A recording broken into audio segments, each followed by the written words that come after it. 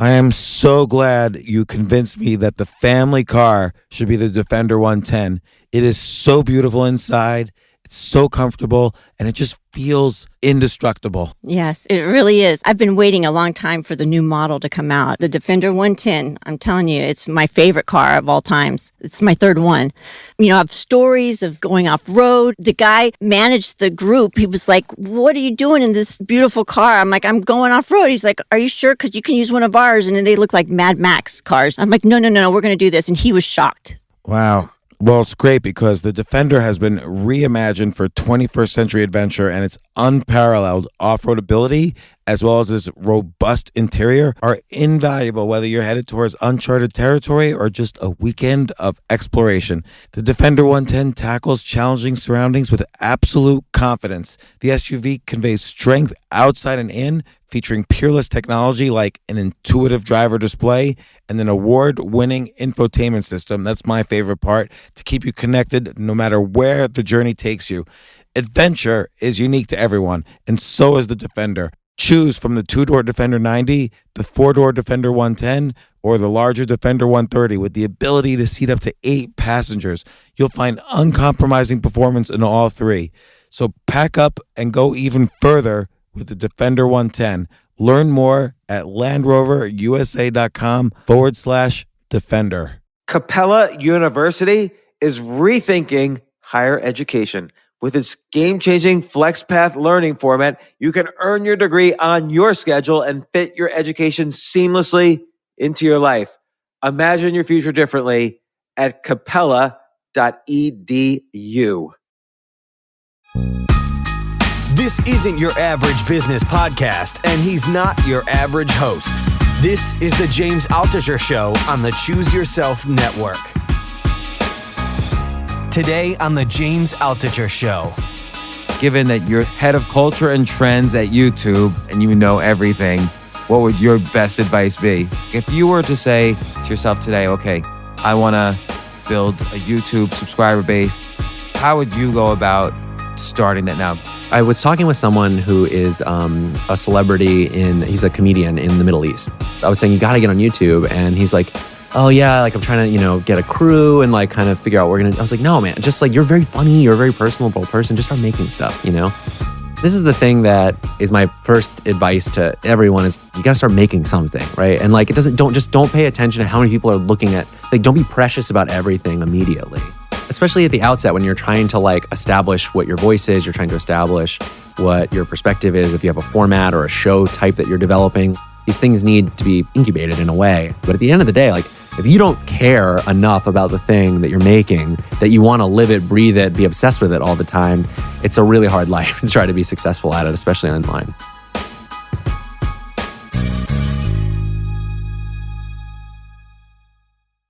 I feel like my guest today is at the center of the universe.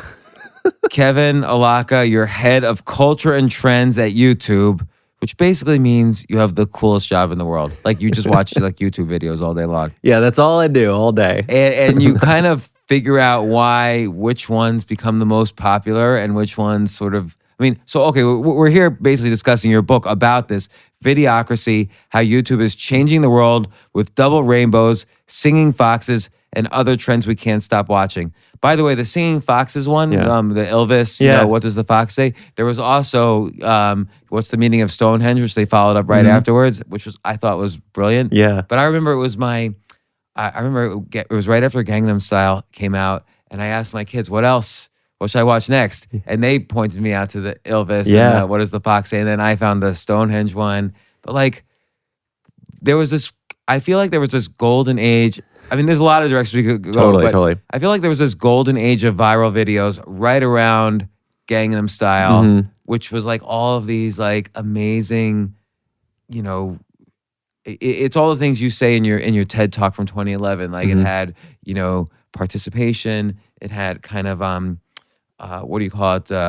The people the trendsetters, and then what was the third thing? Unexpectedness. It was very unexpected. Yeah. Well, I do think, and that's an interesting time in the sort of timeline of sort of video and social media and how we use it, because we had this period before that where there was a lot of like amateur viral videos that were coming, David After Dentist, Charlie Bit My Finger, those kind of like home movies that became viral videos. But then we started moving into this phase where we had a lot of people who were creating things professionally that were getting spread. And the two things you just mentioned they were both mass media producers. I mean, Psy was a pretty popular K-pop artist. Yeah, and yeah. Ylvis had a TV show in Norway. You know? And actually, I don't know if you ever saw, I'm sure you've seen this video, but you ever see the video of the making of Gangnam Style? Yeah. So it looked to me like literally every second he planned to be outrageous. Totally. And it just worked. Totally. But I don't think, and he says this in many interviews, like, I don't think he expected it to become the phenomenon that it became, because those kinds of things weren't really possible previously. And so you have like, the thing that was interesting about that moment is there's a huge amount of people who had just figured out how to use social media, how to use the internet. They were like, you had so many people online, especially in the United States and other big markets, other big, sort of developed nations at that point, were using the internet as sort of a primary way of getting entertainment, of communicating with each other. And so that just like the time was right for those big sort of videos that were a little bit more professional to be able to make a big dent culturally. Yeah, because I feel like, let's say and we're going to cover a lot of topics. I just want to say, eventually I want to get into the topic, which you discuss in this, and of course the obvious answer, it's not easy, of how one should think about making videos if you want them to be popular, and also kind of the direction of YouTube now where it's a lot more, I think, niche focused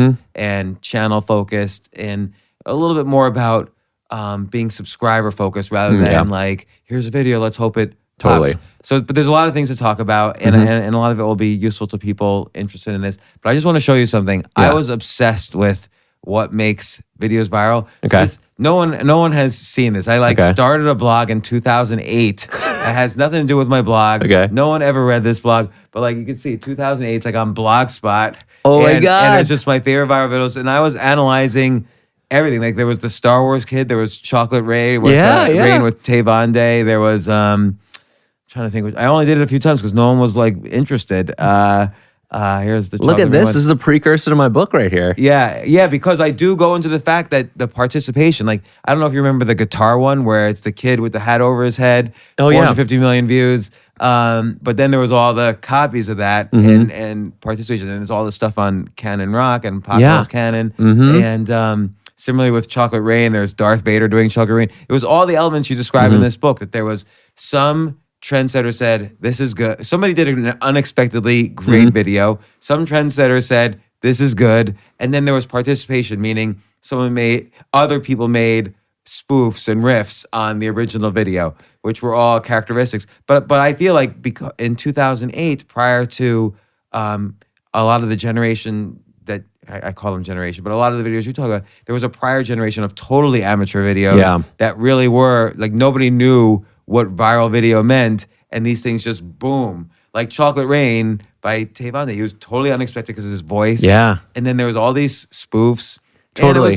And it was good. So singers loved it. Totally. And it felt like at that point that those things were massive, that everybody saw them. But if you go back and look at the view counts on those things, you'd be surprised how low they are compared to like the things that we see now, the 4 billion views Despacito has or whatever, like this sort of, but because there were fewer people at that time who were really obsessed with this stuff, or it seemed that way at least, the volume was lower, but the sort of saturation was much higher. Yeah, no, and I feel like everybody was still talking about them. Totally. Like Tavonde, they would show up on Ellen DeGeneres the next day. We used to call it the cubicle circuit, where you'd be at work and everybody would be passing around things during the day during their lunch break. Because a lot of this stuff was desktop focused at the time too. That's another thing. Like the fact that we're all on phones constantly sharing and using, that's, one of the primary ways that we connect with video, connect with social media now has also changed the way that we, the things that we watch, the way they get passed around. You think that's why it's more, like, let's take Despacito as an example. So that got, like, I don't know, between that and all of its spoofs and riffs and all these other kind of things, maybe 6-7 billion views altogether. I mean, the main video is still around 5 billion views, I think. But, and then Justin Bieber was, so Despacito, by the way, Erica Ender, who wrote the song, has been on the podcast. I know, I saw it. That was awesome. So, and I don't know if she won the Grammy or, I know she got nominated for Grammy. The Grammys were just yesterday, so I don't know if she won. Bruno, I think, Bruno Mars took home a lot of the ones that I would have hoped for Despacito, but yeah. But like, I was showing someone Despacito the other day who couldn't remember what it was. Yeah. And like, it does kind of just stay in the head. Like, it's a good, totally. Good song. This is and I should maybe, I won't be using it anymore, but this was an interview question I used to ask people when I was like last year when I was hiring people, because it was an interesting question of like, okay, tell me why you think that song song was such a big thing. Because it's like, there's a lot of, I think there's a lot of hypotheses, and I have my theories about why it was, besides the fact that it's a sort of very catchy, well-written song, which is like the sort of basis, I think, for everything. But, we're entering this moment where there's so many factors that actually can contribute to things that are popular. Geography, the fact that Latin America is growing, their online usage like crazy. And there's just a lot of these different reasons. You know the numbers, though. What did that, I mean, like you say, there's lots of great songs uploaded to YouTube every day. And that one is as much as I like the writing and Erica Ender, and I think it's a great song. I mean, there's a lot of songs just as good out there. But do you think it was Justin Bieber's blessing on it? Like the fact that he then sang over it that kind of catapulted it to the top? That's part of it. So here's my sort of short answer to this question, like to the question of why Despacito. One, Latin music had already been kind of on the rise for a little while, I think, in the United States and other parts of the world. And you had a large population in around Latin America where that was the primary sort of type of music they were listening to. Reggaeton had already been huge for a number of years. Daddy Yankee had a pretty big following. Luis Fonsi, not a huge following at that point when the song comes out. But the song comes out, and everybody who's already into that style of music is listening to it. So that brings a pretty quick saturation to a pretty big, market. And then you have Justin Bieber, who expands the reach of that thing, right, to more people because of his sort of footprint around the world. He's a global name, right? And I think that was feel somewhat like any calculated. song that he blesses is going to go somewhat somewhat viral. I mean, Carly Rae Jepsen, that was part of how she kind of, blew up with Call Me Maybe back in the day. So there's certainly, but that doesn't account for the billions of views that come after. Whereas necessarily, I think at a certain point, these things can reach a critical mass where it's such an earworm song that it becomes something that people want to make their own versions of. I've seen it in every possible language. Even Luis Fonsi released a Chinese version this week, I was in Germany. It was the number one song in Germany during Oktoberfest on YouTube, which is like a Puerto Rican reggaeton song. Like, it's so bizarre, But these things have this ability now to spread to places they wouldn't have in the past. And now, it was the number one song in 50 countries on YouTube last year. 50 countries. So we're not just talking about Latin America. We're talking about all around the world, which is pretty wild. Do you think there's any? Let's say we were able to write any kind of software we wanted. Do you think there's any algorithm that could have predicted on day 2 that Despacito was going to have 5 billion views? No. Even if you take every factor, like here's the rise in Latin American population on YouTube, here's the rise of this music, here's something about the chords. Like you take as many variables as you want. I don't know. It's hard to say. Part of me very simple song. Totally. I think there are a number of facts. I feel like that algorithm would be right that time, or that sort of computer would be right that time, and be wrong 10 more times. Right. Just like there is a certain point where where masses of people take something to the next level, and I don't think that can always be predicted because it's a lot of small interactions that can sometimes create that. Why? One thing I noticed is, and why didn't you mention in the book, I don't think you mentioned in the book, what I thought was the very first viral video on YouTube, which is Lazy Sunday.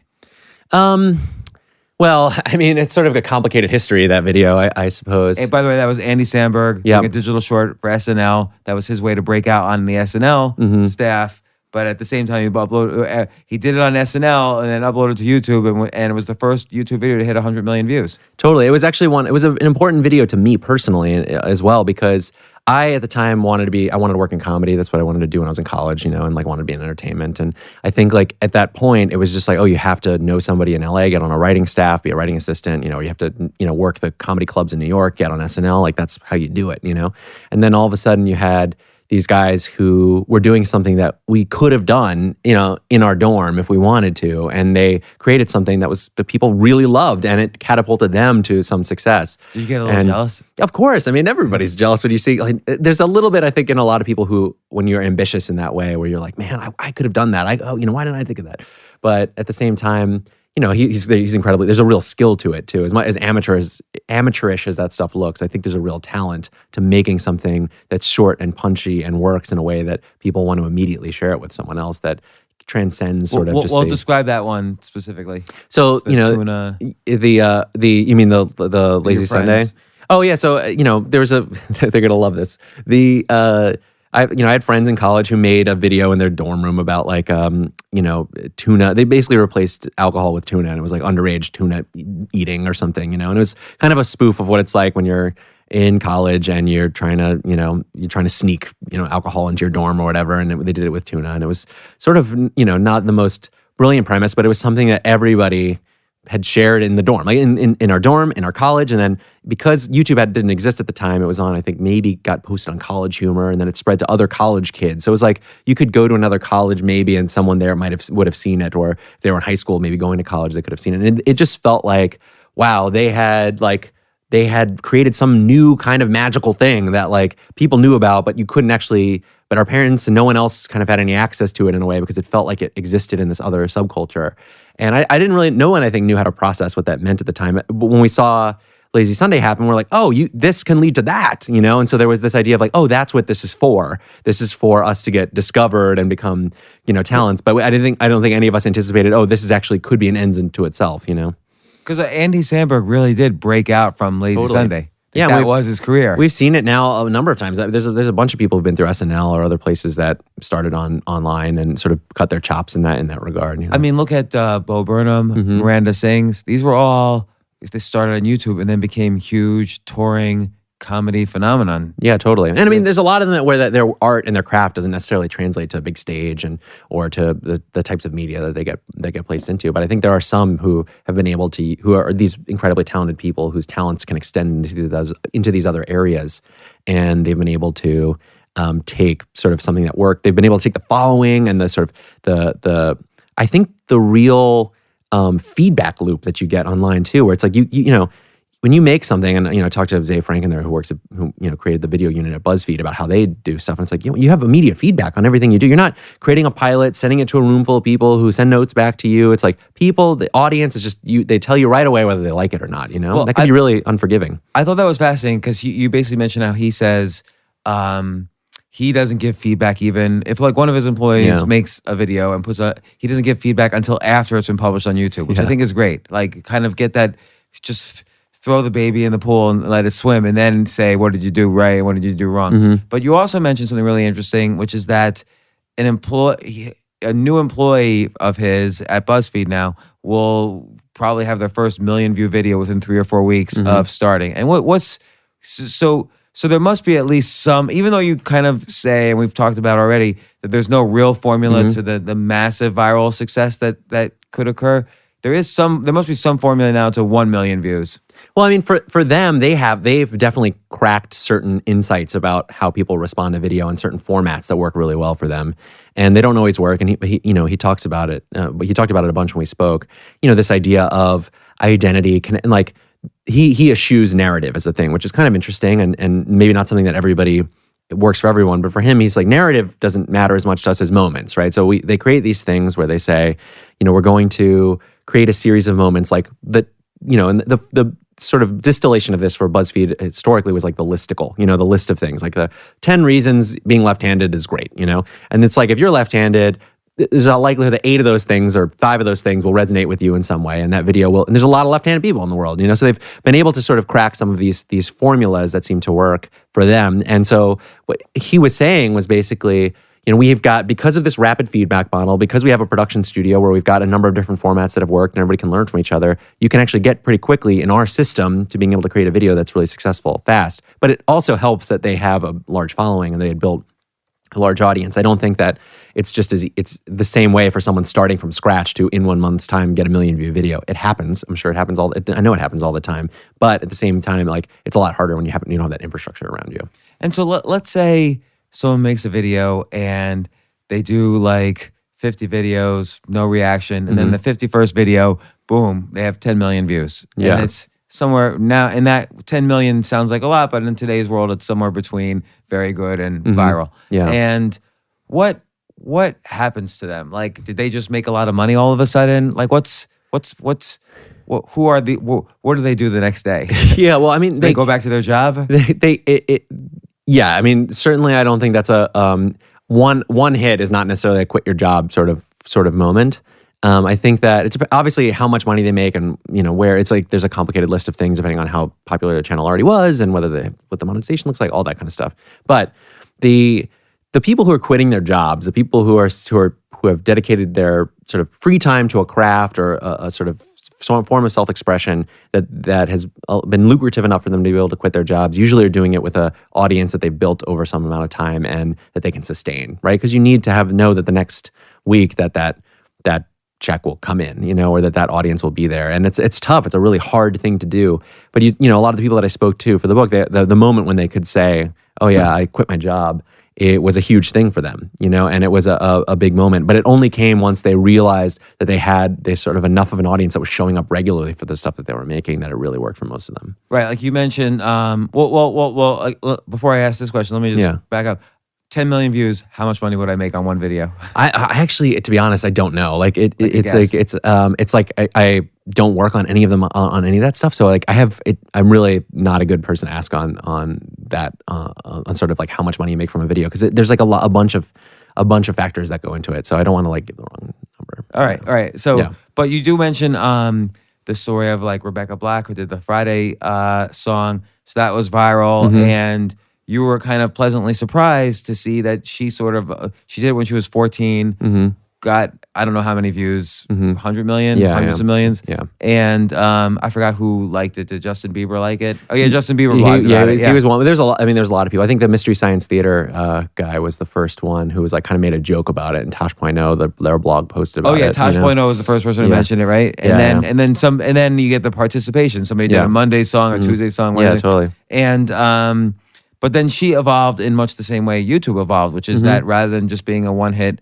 wonder or one-hit viral sensation, she cultivated her channel and her subscriber base in Rebecca, and is now can now sustain herself with a million plus subscribers. Totally. And I think a lot of people are surprised by this with her in particular, because that song is being remembered as something that people didn't like. Like that was sort of the thing at the time, was like the people making fun of the song or talking about how bad it was part of what propelled it. It was like kind of a communal sort of discussion about disliking something, which is like... Why do you think that didn't phase her that much? Because you just said you met her a few weeks later and you said it didn't really seem to phase her. I didn't think the song was that bad, actually. Well, I mean, it's, it has now, it's like sort of translated into this thing where it's like, just like, kind of a nostalgic sort of like, I don't know if nostalgic is the right word, but it's sort of this memory of like a funny thing where you were joking around with your friends, and like that's kind of what people associated with. But at the time, it was a lot of like, oh my God, this girl, who does she think she is, making this music video? Like, and no one knew the context or anything, and I think the internet was in a slightly different place at that point. But I think that she is she was very surprising to me. I don't know that many 14-year-old girls who could take a sort of barrage of hate and anger and people just telling you you're bad and you're terrible and the thing you wanted to do since you were like, born or whatever, since you can remember, is you're never going to do it, and then just go back to high school and be cool with it. Like, I don't know how you could possibly do that, but somehow she kind of rolled with it in a way that I still don't totally comprehend. And I think that because she did, that actually, like, a lot of teenagers especially kind of saw that and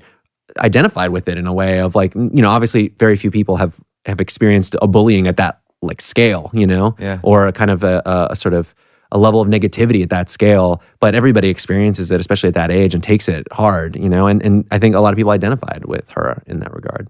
Oh, that's interesting. So you think she built a big fan base among the people who related to her on the bullying side? I think so. I mean, it's hard to say why people, I haven't talked to anybody, any of her fans, but it's something that I've heard before from people who've kind of studied her and what she does. So like I think it stands to reason that there's like especially in that moment in time, like there's a something admirable about someone who's been through that, or something that at least you want to understand more about that person, or there's you want to hear that person's story, and that's kind of what subscribing to a channel really is, Yeah, and again, like right now, it seems more channel focused than viral video focused. Yeah, like if totally. I'm a brand, or if I'm an individual who wants to produce YouTube videos and make a name for myself, I have to think in terms of channel rather than, okay, I'm going to make this one video that's going to be funny and Justin Bieber is going to tweet it and it's going to have 200 million views. I mean, that happens, but that was always the exception. Like there was,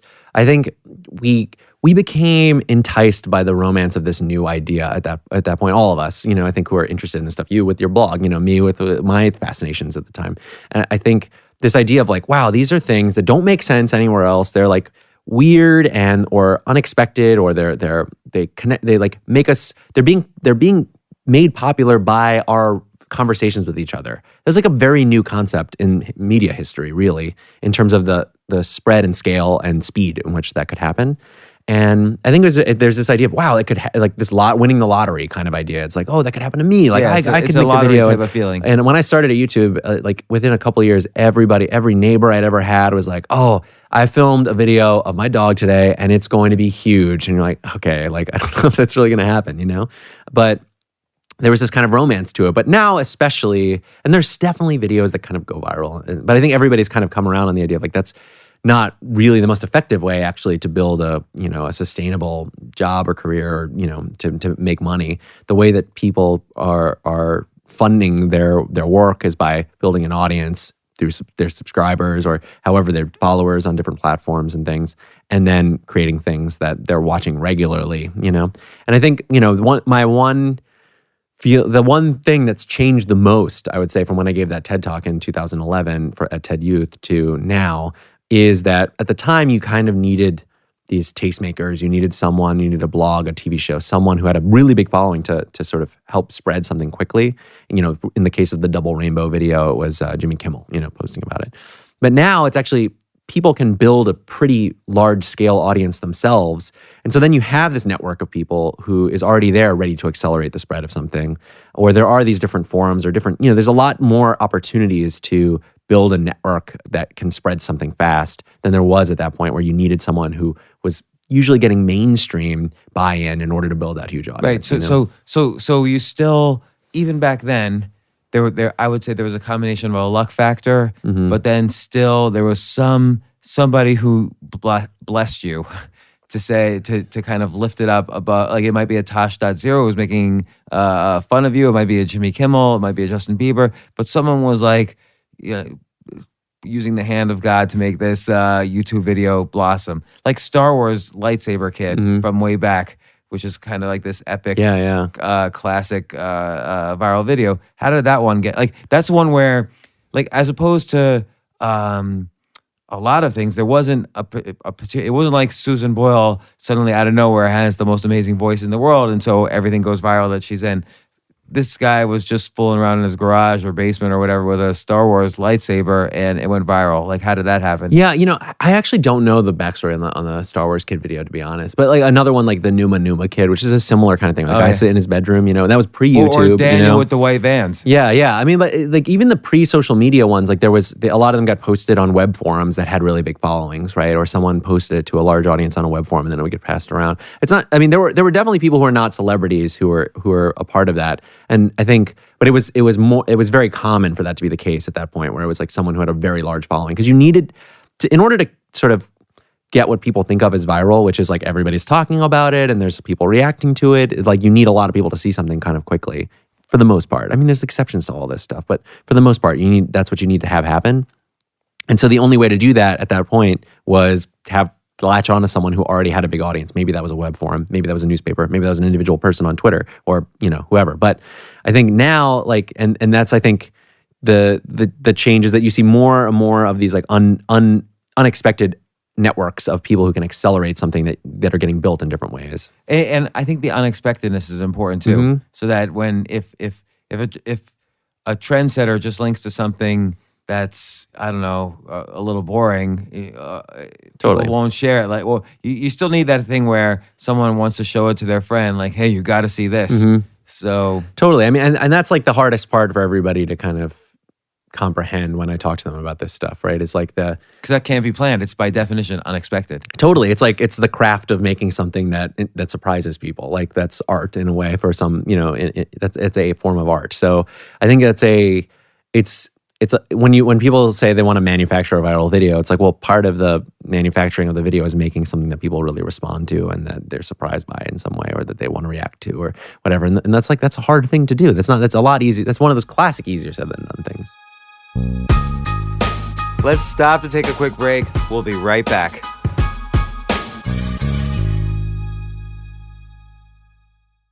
You know what I love about fantasy sports is that even though I'm not going to be a great basketball player or a baseball player or a football player or whatever, I feel like I get to participate and make decisions and use my knowledge of these different leagues or these different sports to compete.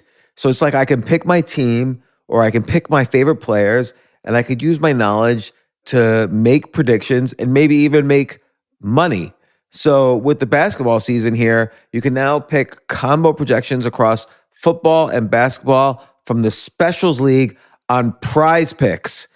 This is a league created specifically for combo projections that include two or more players from different sports or leagues. Want to play alongside some of Prize Picks' favorite players like rapper Meek Mill and comedian Andrew Schultz, who's also been a guest on this podcast, and I've been a guest on his? You can now find community plays under the promos tab of the app to view entries for some of the biggest names in the Prize Picks community each week. Look, Prize Picks even offers a reboot policy so that your entries stay in play even if one of your players gets injured. For football and basketball games, if you have a player who exits the game in the first half and does not return in the second, that player is rebooted. Prize Picks is the only daily fantasy sports platform with an injury insurance policy. What? So I love playing it. I love anywhere where I can use analytical ability with my interests to demonstrate some skill and maybe make some money. And I like the game-like aspect. I do wish they had chess as a category on prizepicks.com, but I'll settle for what they've got. Maybe I should make my own fantasy chess league. But in any case, I love Prize Picks. Go to prizepicks.com/James. Use code James for a first deposit match up to $100. That's the easiest $100 you're ever going to make. So that's prizepicks.com/James and use code James. Daily fantasy sports made easy.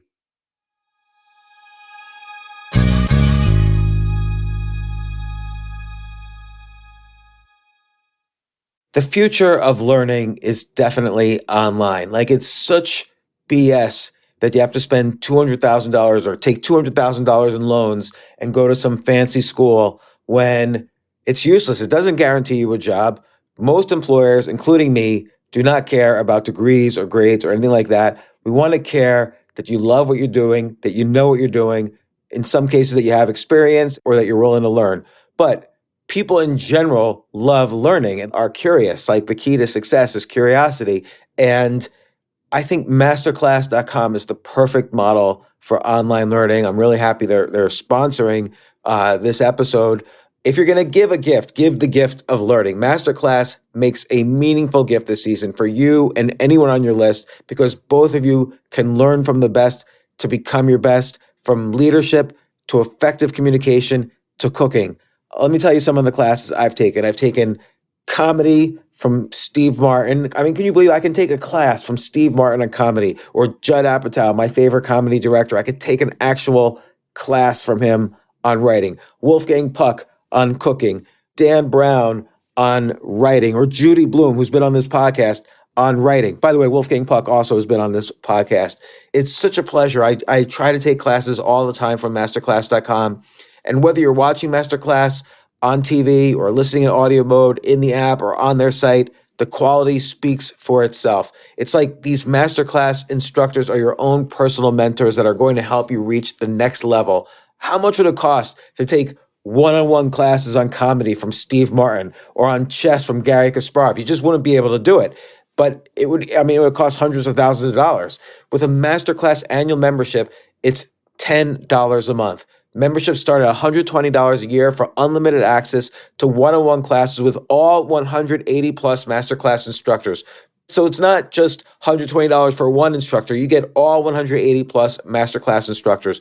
Boost your confidence and find practical takeaways you can apply to your life and at work. And if you own a business or are a team leader, use Masterclass to empower and create future-ready employees and leaders. That's the real education in today's world.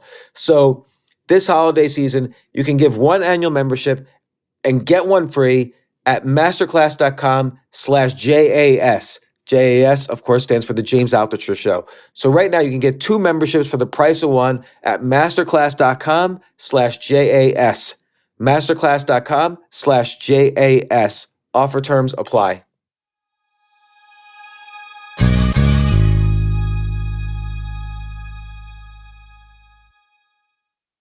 AI might be the most important new computer technology ever. It's storming every industry and literally billions of dollars are being invested. So buckle up. The problem is that AI needs a lot of speed and processing power, so how do you compete without costs spiraling out of control?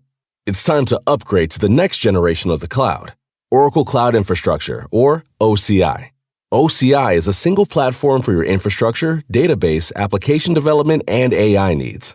OCI has 4 to 8 times the bandwidth of other clouds, offers one consistent price instead of variable regional pricing, and of course, nobody does data better than Oracle. So now you can train your AI models at twice the speed and less than half the cost of other clouds. If you want to do more and spend less, like Uber, 8x8, and Databricks Mosaic, take a free test drive of OCI at oracle.com/advance. That's oracle.com/advance. oracle.com/advance. I just want to say thank you to everyone listening to this. I hope you enjoy what I've been doing.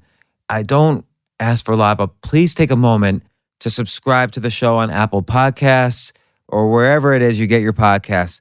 It will only take you a second, but it will help other people discover the podcast. And my goal is to share this great content with as many people as possible. To see the show notes, just head on over to jamesaltucher.com/podcast. While you are there, you can join my free insiders list to get notified when I post a new podcast. Once again, thanks so much for joining me on the journey of this podcast.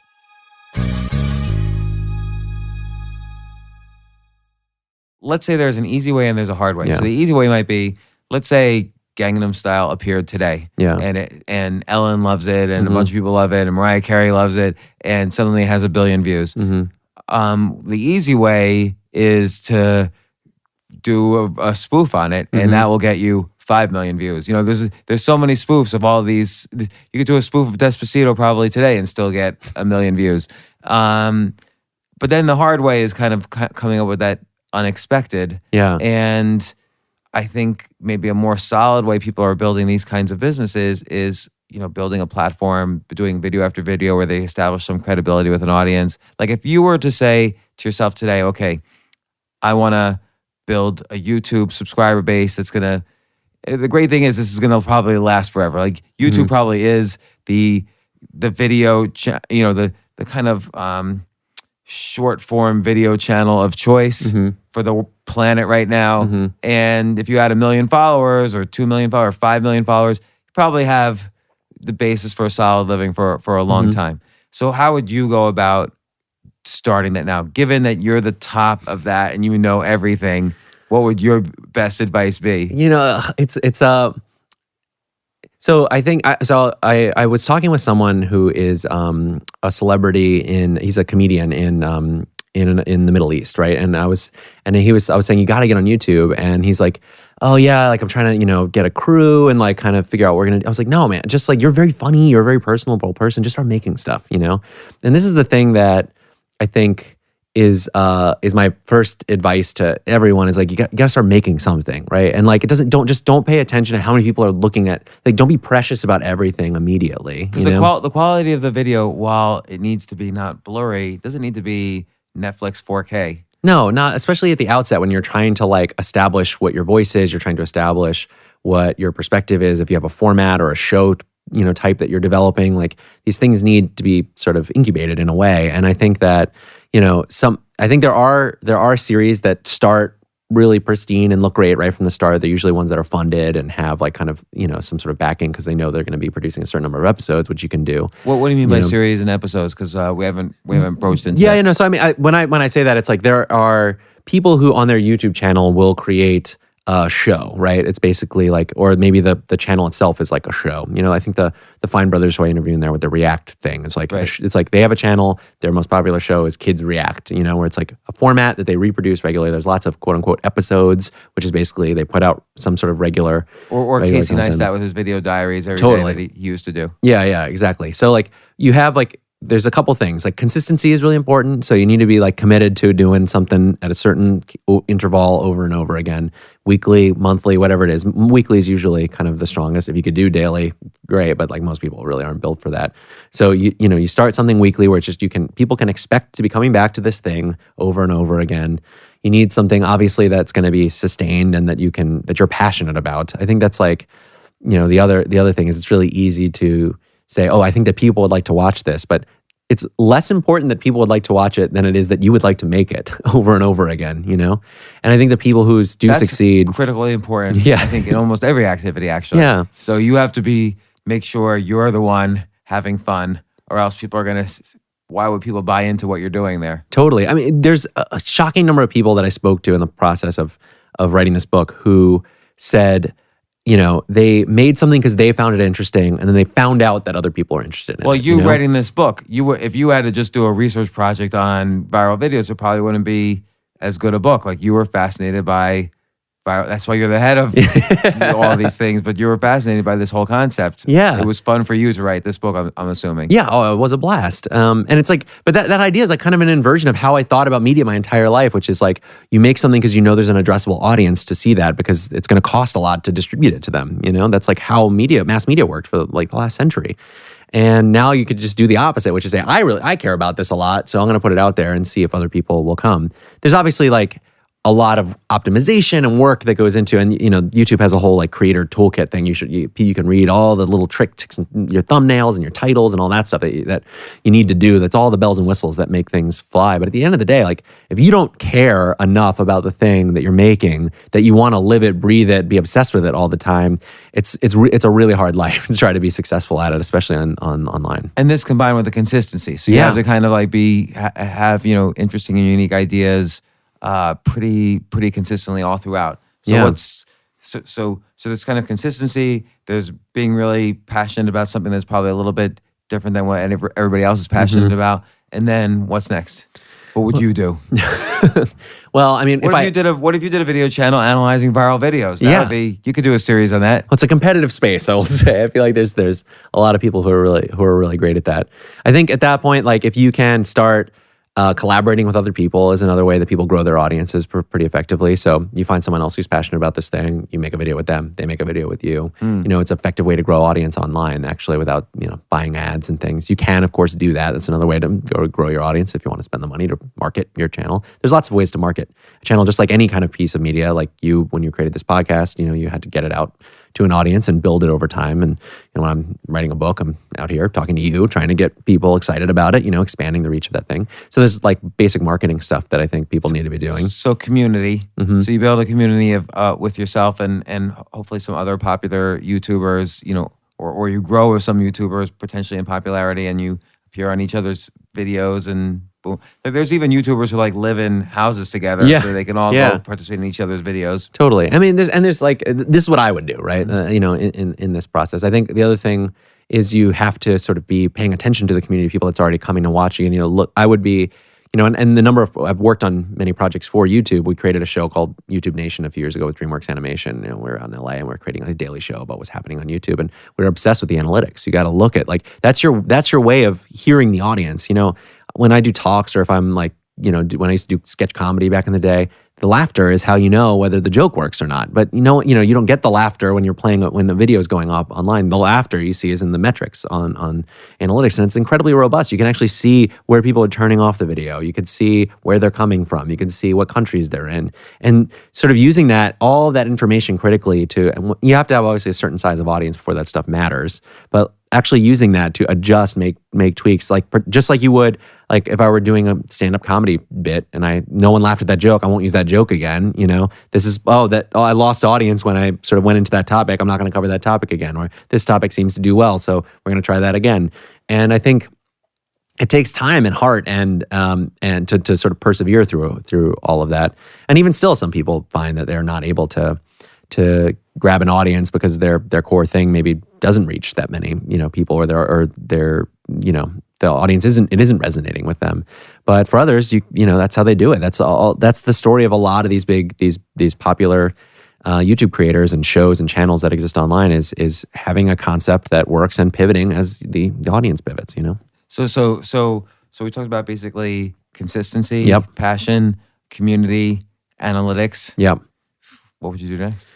Let's see. Okay, so now I've got a community that I'm working with, and I've got the analytics, and I'm also paying attention to my audience in a very direct way, right? Which goes back to the community thing, which is like actually responding when they're leaving comments and sort of, having an engaged following that I'm engaging with, that goes beyond the video. I think that's another thing that especially people who think about media in a traditional context think about, where like the content exists within the player itself, but the experience that we have with entertainment now goes way beyond the actual video screen, right? Right, It goes because into people the comments, want almost like communication with the creator. They Totally. don't want to just watch, oh, I'm in my living room and there's the TV show on. It's like they want to be in the TV show somehow. Yeah, Or totally. the characters from the TV show to be in their living room. Yeah, totally. And I think especially online where there's a lot of nonfiction stuff that's being created, where these are real people, and it has a lot of parallels, frankly, to nonfiction writing, where it's like, you wanna spend this time with this person here, but then you also want to hear their thoughts about other things, or you want to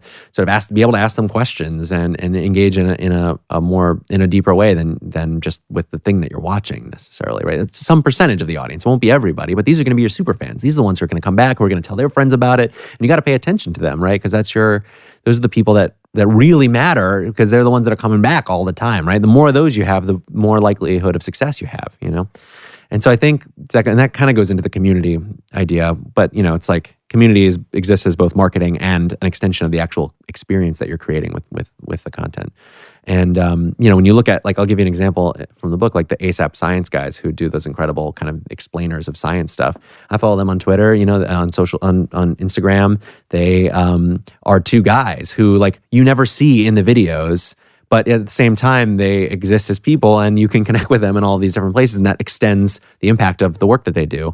And they have a format that works very successfully. They appear with other YouTube creators all the time, and they got millions of followers now from sort of creating a format that works, spoke to their passions, which was being really into science, and resonated with people. And they don't just it sounds like they don't just limit themselves to YouTube. Like they do stuff on Twitter, they do stuff on Instagram. So they're on, maybe YouTube might be their main home, but they're creating content for other platforms where there might be other audiences. Totally. And I mean, they talk about people who are really pay attention to what the audience responds to and doesn't. They had an insight early on, which is like questions, and presenting someone with a really compelling question was a very effective strategy for them. So they started making more and more videos that spoke to these very compelling questions. What do you mean? Like, for example, if I said to you, the science of vitamin D, right? That is kind of boring as a thing. It's an important thing for us to understand and an important piece of information, but kind of boring. If I said to you, what if we never went outside again?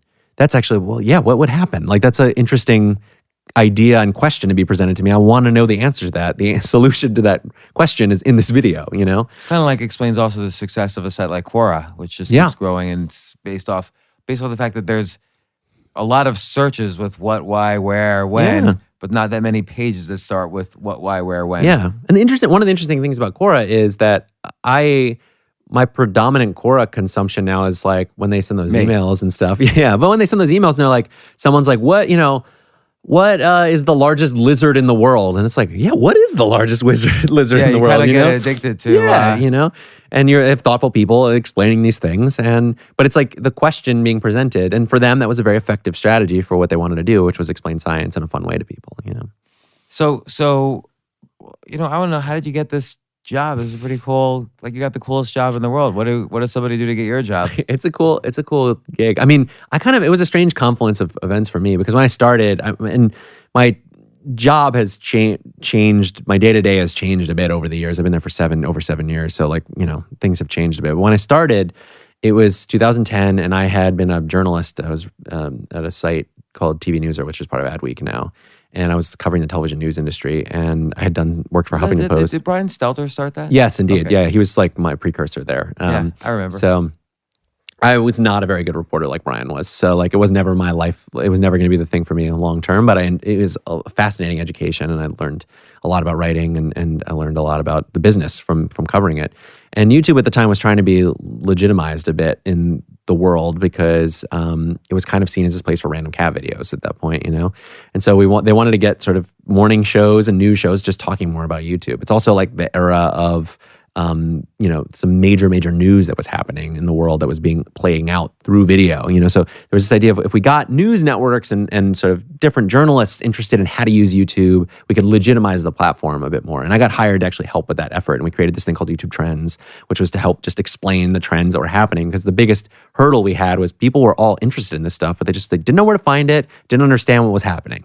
So we were like, that was how it started, was just how do I help people understand that. It turns out that actually has a lot of applications across a business and across YouTube. And so over time, I took over I handled all of our social media for a bit. I did, I've worked on some of our big things like YouTube Rewind, which is kind of our big mashup of the biggest trends that happen each year, and it's gets a ton of views. And we create a big list of the top trending videos of the year that gets disseminated for all the different countries in the world. And so now I think, if I were coming in now, the thing that I guess we look for, and we're looking for people to join the team, is we look for people who are very passionate about video, who really understand the social dynamics that are happening, are not afraid to work with data, because it's Google's a data company, and you're actually I think when you're dealing with the scale that we're dealing with, you have to be able to combine sort of cultural insight with these data trends. And there's not a lot of, it's kind of a weird job. There's not a lot like it. It's been fun and fascinating and interesting and challenging all at the same time. 8 years is a long time. I mean, just knowing my own personality, I think 8 years would be too long. But do you ever, what I would consider is, given your experience and the pedigree, because it's a great kind of thing to say, you did this for 8 years and now you have the book, I would consider starting an ad agency or something to help brands make, build their own channels. Yeah. It's definitely I've definitely thought about what would be the next thing in my life. But the thing that's so weird about it is, are you saying that so that they offer you more money when you go into work tomorrow? No, they're great to be there. I love it there. The reason I've stuck around for so long, to be honest, besides the fact that I do think working with smart people around hard problems is I need a job that makes me excited. I want to tackle something every day, when I come into work, and I feel like I get that there. But at the same time, YouTube and culture changes constantly. And if you think of YouTube as a reflection of that culture, what you're seeing is completely different. YouTube has reinvented itself 4 times since I've been there. So I feel like I'm at a different company. What's an example of reinvention? Well, we were talking before about just how viral videos have changed. The idea of how channels have evolved. Now, there's YouTube TV. That's a whole other thing that exists now. Tell me about that. So YouTube Red. That's almost like a regular TV, like a Netflix or a Hulu. It's like a streaming TV service. You've got YouTube TV, which is a live streaming TV app, which is a very cool UI around TV. And then you've got YouTube Red, which is a subscription service around where you get originals, you get ad-free experience. It's really good for music if you use a lot of music. So that's that's sort of introducing a whole new aspect to the ecosystem, because you have original content that's you're paying for as part of a subscription, which is now also on YouTube. So the site is covering so many different things at the same time. It's hard to kind of get bored, Yeah. So I mean, now you've been there 8 years. Mm-hmm. You've seen all these different incarnations, and really the important question is: dogs, cats, or babies? What's the most popular of the videos? That's tough. So. Dogs over cats. We've kind of statistically proven that. Really? Yeah. So it's kind of bizarre. I've always watched cat videos. Of course, that's the trope for sure. Cat videos are the more popular. I think there's a theory that cat videos are more viral, but I haven't been able to actually prove that. This is what you do. But you're saying the dog videos have the better analytics. If you look at overall aggregate viewership, for sure. And it's if you think about YouTube as a global platform, where only less than 20% of its views are in the United States. You're actually looking at the taste of the world. Many of those videos you'll never see. So cat videos are very popular, but dogs are a little bit more so. At least that was the last thing that I saw when we looked at it, a year or two ago.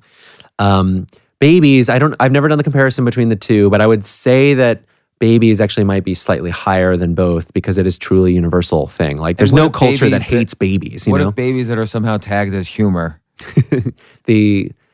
Sorry, wait. What's the question? So if a YouTube video has a baby that's intended to be funny, as opposed to just here's my baby. Yeah. I mean, I think that it's a universally relatable thing. It's the Funny or Die first video. Yeah, the landlord. Yeah, of course. You see that it's kind of a. That one is limited by the fact that it's in English. A lot of if you look at the Laughing Baby or some of these other things, Charlie Bit My Finger even is popular in all over the world, because you kind of don't need to understand the language to appreciate it.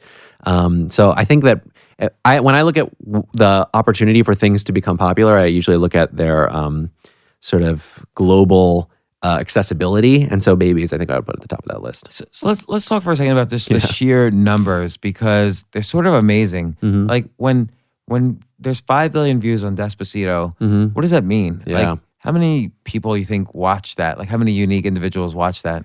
It's really hard to Because like tell. I'm 20 or 30 of those views at least. Yeah. Like music video, like there's certain kinds of videos where, and I'll see people say this all the time, where it's like, X billion people have seen this. It's like, well, that's not really true. It's just, it's been watched that many times, Music obviously over-indexes on repeat listening because you can listen to a song over and over again, whereas like a comedy sketch, you might watch once, get the joke, and then you don't necessarily need to rewatch it, And so there's certain content types that lend themselves to repeat viewing versus others.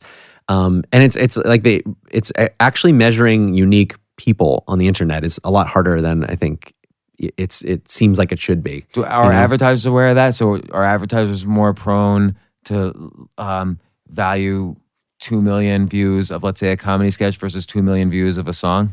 I don't know that. I actually don't know how that works. I know that like if you're an advertiser and you have an ad and you want to understand the unique reach, there's probably some way to sort of approximate that. But like for most videos online, it's just like really hard to know, like if just by looking at the view count, how many individual people have watched something. There's some things where you can say, well, okay, that's a video where, I can't imagine that many people watched it over and over again. So it's got to be close to the sort of, overall individual, unique reach of something. Whereas other stuff like Despacito, it's really hard. So I've seen a couple examples. Let's say Miranda Sings is one of them, where they start off with YouTube, but then it reaches in for her. She became a touring performer, and then a TV show and a book and so on. And now we're seeing YouTube Red, where potentially, I don't know how it works. Someone might pitch an idea, or maybe they'll do a bunch of YouTube videos that are popular, and so YouTube will see this and say, hey, let's make this a series. Yeah. And you act like the YouTube Red acts like a television network, basically. So where do you see, what's going on there? Where do you see that heading? Yeah, I mean, do they become viral in the same way? Well, it's because a lot of that stuff there's a high percentage of that stuff is actually part of the YouTube Red subscription, which means it's limited by the people who are subscribers to it. It's kind of like it's hard for anything that it requires, a subscription to go viral, quote unquote, and reach a huge critical mass of people, just because like you have to have people who are all members of the same service. And it's why like, a song going viral on Spotify is not necessarily as easy as, another platform that is free, right? Because everybody accesses it or whatever. So point being, like, I think that there are, I think what YouTube Red is about, and I don't work on it, but like, from the people I know that are working on it, it's about saying, okay, there are these people who are creating really amazing things where if we can fund it, we can actually allow them to be able to do things they wouldn't be able to do with the sort of the economics of what they're doing now, and it presents an opportunity as a company for there to be a sort of batch of things that's worth sort of creating a subscription for, which enables like more money to flow through. Yeah, exactly. Or like a Hulu. Yeah, it's like the subscription model has become sort of a very common sort of model in entertainment. The idea is maybe to create not necessarily content that's going to have more views, like a cat video, but to create something semi-meaningful, like a show that people then binge watch or become addicted to in some other way, or that people really want. Like, I mean, there's and let me just ask, sorry to interrupt, but like related to that, what's the difference between, and this is related, you have some 3-minute video that gets a billion views versus like a Seinfeld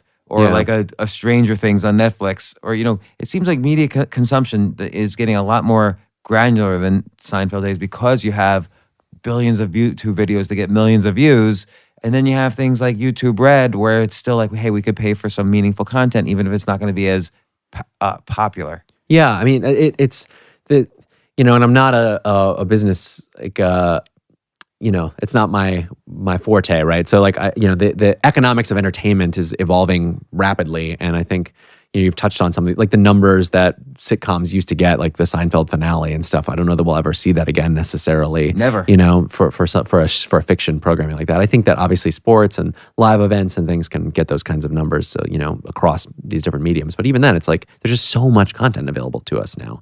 But I do think that I think that affects reading, podcasts, any one individual TV series, Yeah. and so on. I mean, and it affects syndication because of all these things. I mean, I think, like you said, the economics of entertainment is 100% different than even 10 years ago. Yeah, totally. And so these subscription services enable a revenue path where people can create the higher production value stuff that really matters to people but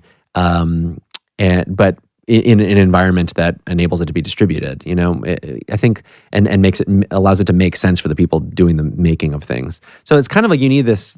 I think it's sort of another end of the spectrum of stuff. An extension of the spectrum, if you will, of what can be possible in video by enabling these other ways for people to make money, other ways for content to get funded.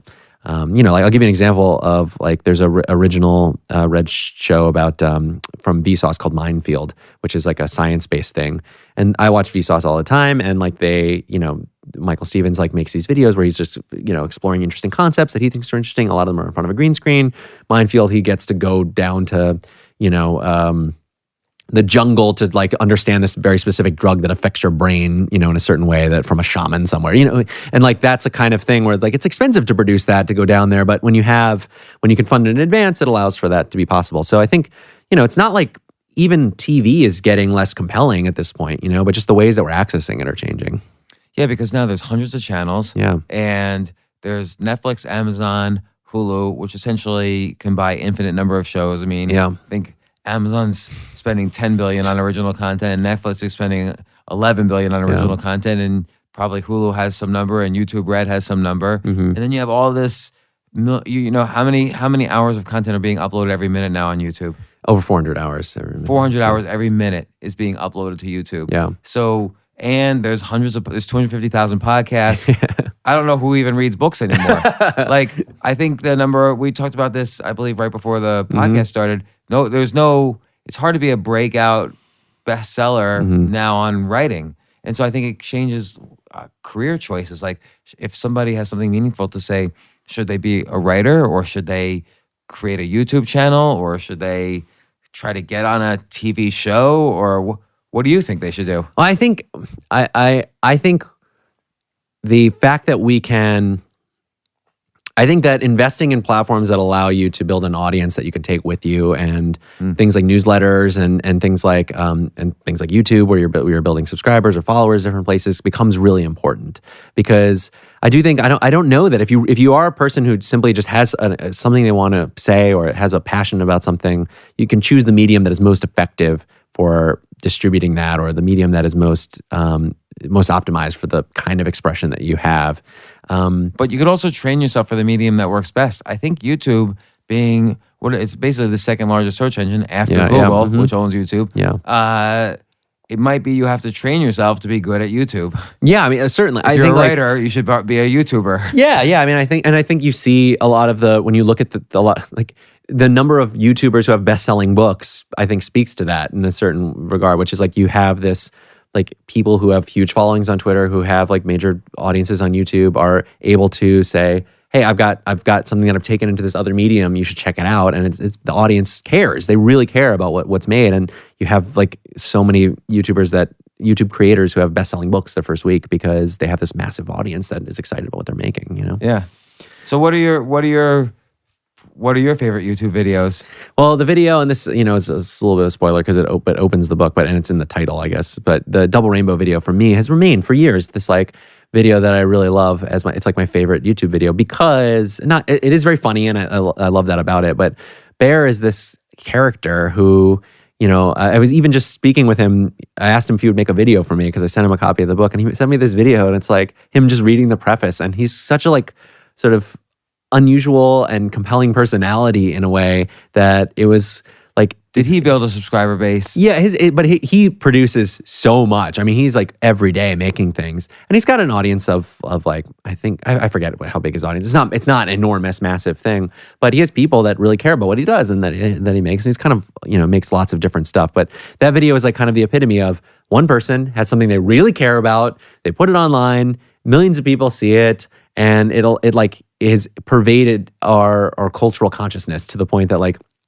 There are millions of people you can walk up to on the street and be like, have you seen that double rainbow video? And they'll start laughing. Like that's a very rare thing to have happen, you know? But also it makes me think again of the generations of YouTube thing where I think YouTube videos now go viral in niches, niches or however you say it, as opposed to like, oh, everybody saw the double rainbow video, or everybody saw Lazy Sunday in 2006, or everybody saw, I don't know, whatever it was later on. But now it's more like I see plenty of videos out there with 20 to 50 million views that I just never heard of and no one ever talks about. But previously that would have been like the most talked about thing ever. Totally. And I mean now, we're talking about shows and formats and like these and sort of channels that have like a concept. It may be more likely that you're like, oh, Casey Neistat's vlogs, which you just mentioned. Like that's a thing. Like you can go up around and everybody knows who he is now and like what his stuff is about. And I think that's like that's kind of the modern version of that, I guess. But yeah, I mean, you still have videos that go viral that are really popular, but it's the saturation is not quite the same, I would say. But I think all of this is ultimately good news in that media has become so granular that on the downside, yes, we won't have a Seinfeld finale that has 60 million viewers, tuned in at 9 o'clock on Thursday to watch it. But you have opportunities for many, many more people to build audiences where they can relay a message and maybe even make a living. And there's so many more opportunities to do that across all these platforms, particularly YouTube, which is this totally open, amazing platform. So I think that's the final point of this is that it's not like, oh, you need this one viral video, but like here, this could happen and you could start to do it semi-consistently across a channel to a specific audience, and that's enough to create a living or to convey a message or to create your own media outlet as opposed to working for a newspaper or a book publishing company or whatever. And I think it also, I think it impacts us as people who watch these things. We have this choice to connect with people who who speak to something that we really care about, or we're introduced to things that we wouldn't necessarily have expected. It has positives and negatives, but I do think it opens up this sort of entirely new type of model for things to be created and to be distributed that affects art, entertainment, how we communicate, the communities that we exist within, and the ways that we react to things. Because I can make my own video. I can make my own show. I don't have to wait for NBC to bless me. Yeah. Or even now, Justin Bieber to say, oh, this is good. Yeah. I can just do it and be clever about how I can stay, all your consistency, passion, study the analytics, community, and so on. And create my own channel. Yeah. My own NBC. That's right. So Kevin Allocca, videocracy, a topic that is not only fascinating to me, but I'm sure to billions of people, because billions of people watch viral videos. It's just been such a fun topic for me over the years, but I'm glad I got to read your book and really learn about it from the center of the universe. You're the one. Again, you're head of culture and trends at YouTube, which I don't even know what that means, but you're the one who studies viral everything at YouTube. So grateful you came into the studio, and thanks so much for coming on the podcast. Thank you very much for having me. I'm very excited to check out your blog from 2008. Yeah. And I look at a lot of viral videos. I never even shared that blog with anybody. Yeah. So thanks so much. Of course. Bye. If you like this podcast and want to learn about all things peak performance to succeed in life, subscribe to the James Altucher Show on, I can't even say my last name, the James Altucher Show on iTunes, Stitcher, or wherever you get your podcasts. And thanks again. All right, good. Awesome. Thank you so much. Thank you so much. This was really fun. Yeah. No, I'm a huge fan of the topic. I think For more from James, check out the James Altucher Show on the Choose Yourself Network at jamesaltucher.com and get yourself on the free insiders list today.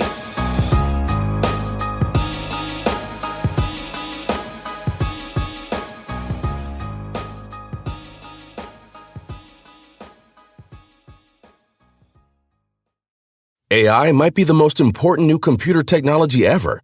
It's storming every industry and literally billions of dollars are being invested. So buckle up. The problem is that AI needs a lot of speed and processing power, so how do you compete without costs spiraling out of control? It's time to upgrade to the next generation of the cloud, Oracle Cloud Infrastructure, or OCI. OCI is a single platform for your infrastructure, database, application development, and AI needs. OCI has 4 to 8 times the bandwidth of other clouds, offers one consistent price instead of variable regional pricing, and of course, nobody does data better than Oracle. So now you can train your AI models at twice the speed and less than half the cost of other clouds.